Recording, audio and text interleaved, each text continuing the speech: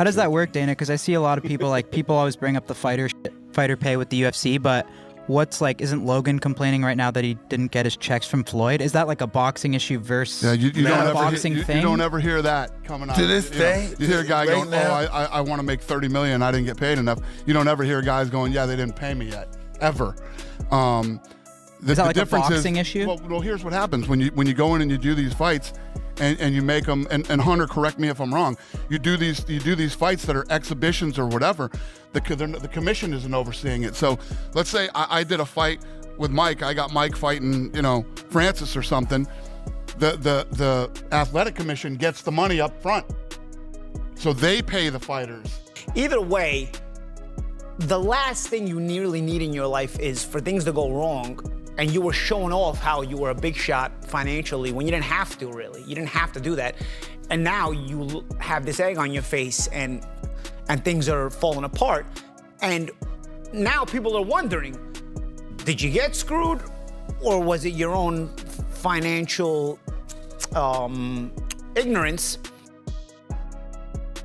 Now, he's accused in multiple lawsuits, all right, of owing millions for luxury watches, gold, and rent as well on the apartment that we just talked about, okay? And so he's got about, I counted about 6 lawsuits. Dana White criticizes Floyd Mayweather for chasing another Manny Pacquiao fight, framing it as money-driven. He calls it sad, and he openly questions what Mayweather's financial situation might look like behind the scenes. They do what they got to do and say what they got to say to try to, to get in there and make money. It's not even going to be funny. It's going to be bad. Logan Paul claims Floyd Mayweather still owes him money from their exhibition, a statement that adds fuel to ongoing questions about Mayweather's finances and unresolved obligations. We ended up doing the fight in the States with a different company. That is the company that put on the fight. That is the company that paid me. But he sold our fight with my name and likeness to someone else in Dubai for $10 million cash. It's our fight, bro. Our deal was 15%. He fucking smoked me. So I got 15% of it. 15% of $10 million is $1.5 million. Mm-hmm.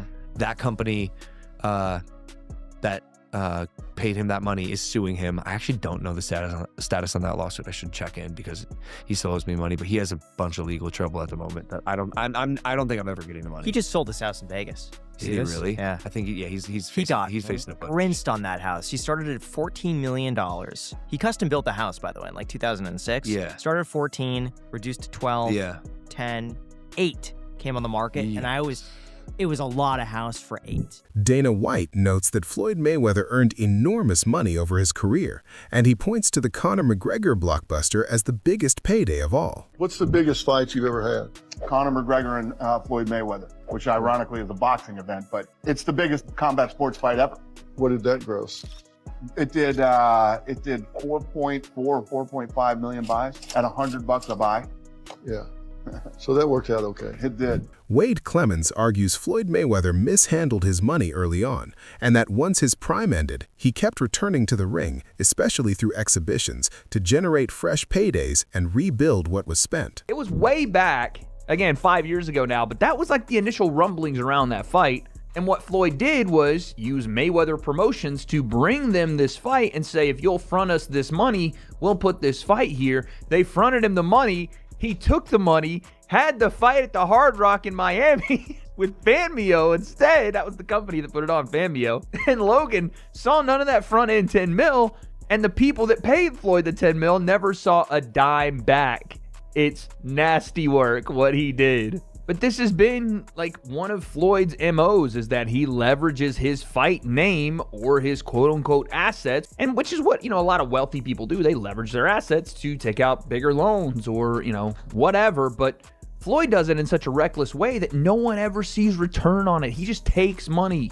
It isn't a loan, he's stealing. Teddy Atlas says some people take satisfaction in seeing Mayweather struggle now because for years, Floyd publicly flaunted wealth in a way that stirred jealousy and resentment. People taking shots at a great fight of Mayweather, probably the same people that were, applauding him and saying how great he was at one point, and now they're taking shots at him like they're almost, like they get pleasure out of seeing a great fall.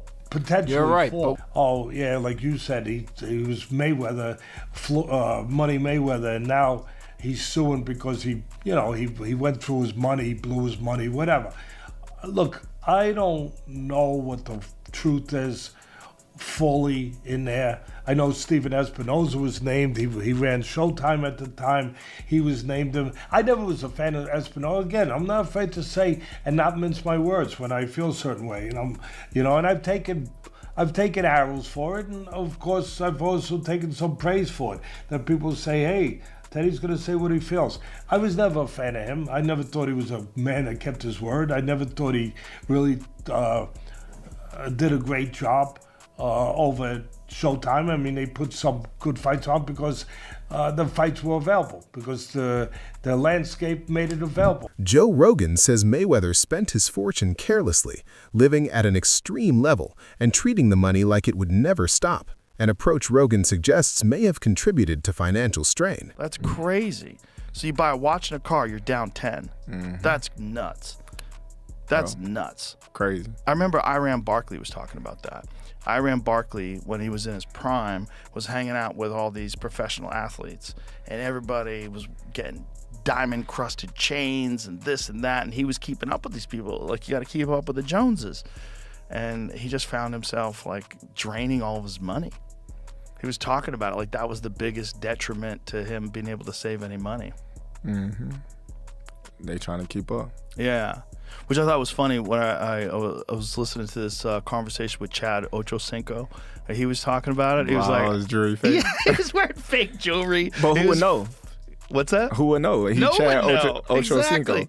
It's Fake like when jewelry, they look at him, like flying economy. He was sleeping at the stadium. Dan Raphael says the financial questions surrounding Floyd Mayweather Jr. shouldn't surprise anyone who has watched his career and his lifestyle up close. In Raphael's view, the warning signs were always visible in the way Mayweather publicly handled money over the years. Floyd built a brand around luxury and excess, repeatedly putting private jets, exotic cars, designer shopping, and expensive vacations on display.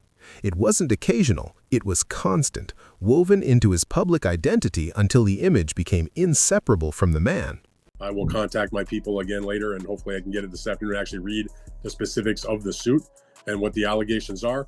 But the fact that Floyd would encounter some financial issues post his boxing career is not in any way a surprise to me. When you see the types of things that, if you believe anything that he puts on his social media, the travel that he does, the places he goes, and the amount of entourage he has, I mean, that's like a money pit. I mean, whether you're flying on private jets or you're staying at first-class hotels, or you're, buying expensive jewelry and cars and bags and you name it. I mean, it's all good when you're making those gigantic paydays and they're coming in, a couple times a year. You're making 40 million here and 25 million there, or even more, 100 million plus, when he fought the big mega fights with guys like Conor McGregor and Manny Pacquiao.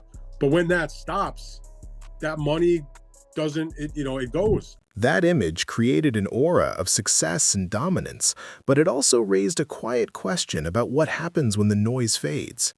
Dan Raphael argues that a lifestyle built on constant luxury demands long-term planning, especially after retirement when the steady flow of fight night money slows. Without careful management, even enormous earnings can erode. For Raphael, the issue has never been what was made, but what was protected. Now, with talk of financial pressure and Mayweather's continued involvement in exhibitions, Raphael sees a reflection of those earlier concerns. What once looked like limitless wealth now reads as something more fragile, an illustration of how discipline and decision-making still matter long after the final bell. The allegations about the 340 million, it just didn't ring true to me, because Al Heyman, who is not named in the suit, but apparently is supposedly part of this problem, whatever. But I mean, I've known Al Heyman and covered Al Heyman's fighters and his business since the day he stepped in boxing in like 2002 with Vernon Forrest. And all that time, and literally in terms of the PBC, a couple hundred fighters that he's dealt with, maybe not personally, but that his team is and his company. to a fighter, you never hear anybody, even when they're retired and they're not with Al anymore, nobody talks bad about him. In fact, if you ask most fighters, they'll tell you how good to them that he has been, that type of money that they've helped him make, and the person that he's paid, and the guidance that he's offered.